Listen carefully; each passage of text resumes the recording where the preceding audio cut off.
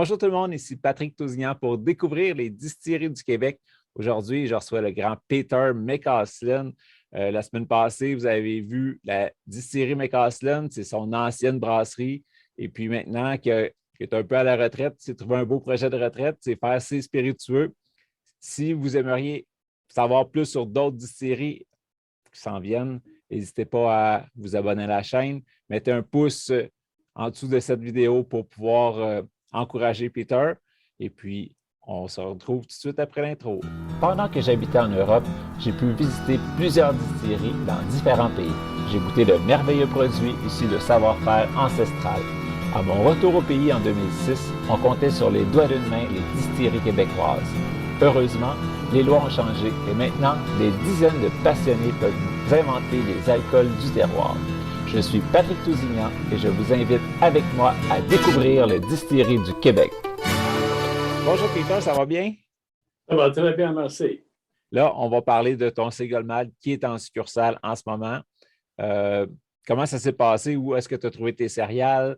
Est-ce que tu as participé à la fermentation aussi ou plus à la distillation? Comment ça s'est passé tout ça? J'étais toujours plus intéressé de créer un whisky qui ressemble au whisky qu'on trouve en Écosse. Ça, c'était le premier bout quand j'ai eu les réunions avec Jean-François Thioret il y a des années chez Hochelag. Et ça, c'était le premier bout. Comme vous avez dit, c'est maintenant dans les magasins.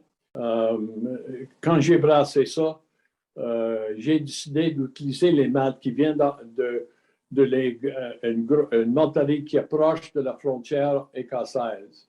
C'est-à-dire que j'utilise les maltes qui viennent de la région et par un producteur qui fait la production pour les gros et petits distilleries écossaises. Et j'ai aussi la deuxième chose que j'ai décidé, c'est d'acheter des maltes tourbés. On ne trouve pas les produits tourbés ici au Québec. Vous savez qu'une malte tourbée, c'est fait par le processus de maltage. J'ai aucune idée à quelle profondeur vous voulez parler de ça, mais vous savez qu'on pousse les grains. Les grains, à un certain moment, sont mis dans l'eau. Le jeune plante commence à pousser. On laisse tomber l'eau. Pendant cette période de temps, quand le petit grain pousse, ça change l'amidon dans le grain à les sucres complexes. Et après ça, on laisse tomber l'eau, on met ça, on chauffe les grains. Ils sont rôtis à un certain niveau.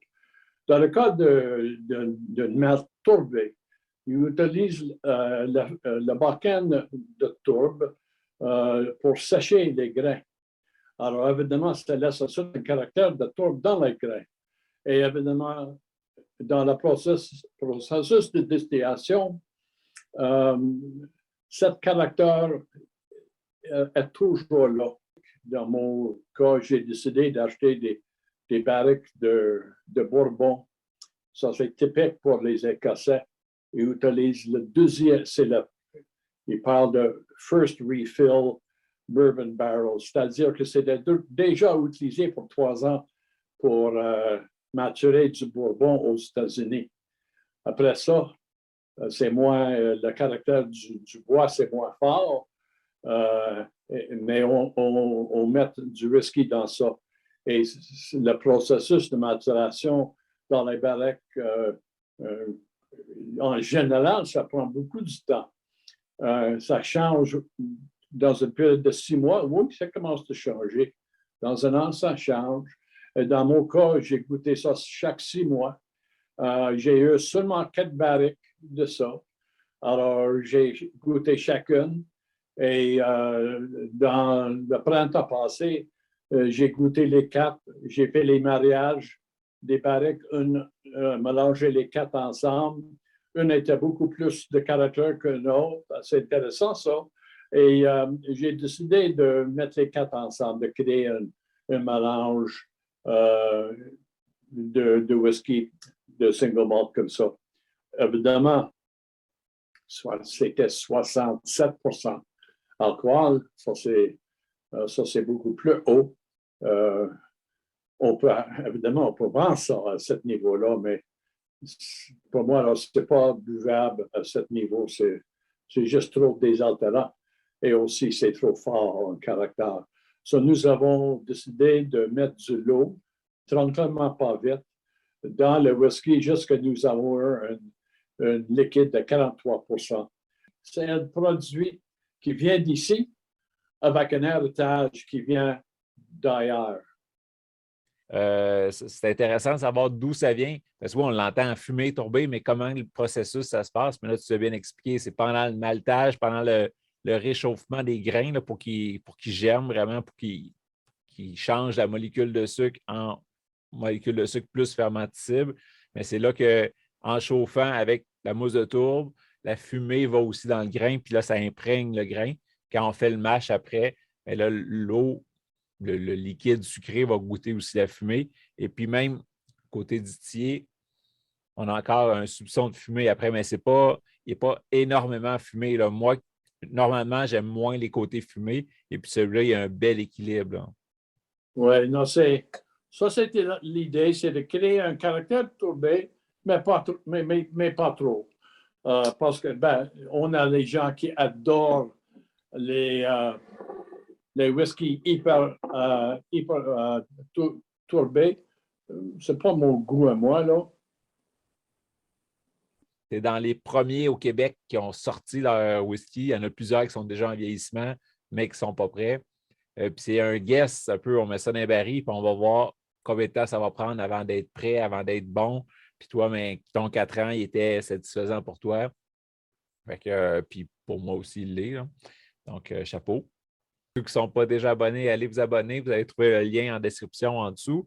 Et puis, vous pouvez vous abonner aussi à la page ou au podcast si vous êtes sur iTunes, Spotify, pour être au courant des prochaines qui s'en viennent. Un gros merci, Peter. C'est toujours agréable de discuter avec toi. Plein de passion à travers ce que tu racontes. C'est super. Merci beaucoup. Oh, c'est un plaisir.